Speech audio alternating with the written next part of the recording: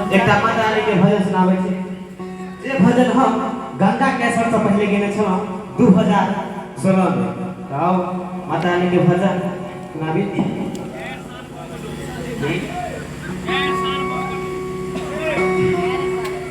पागल भेलैया सब के मैया, पागल भेलैया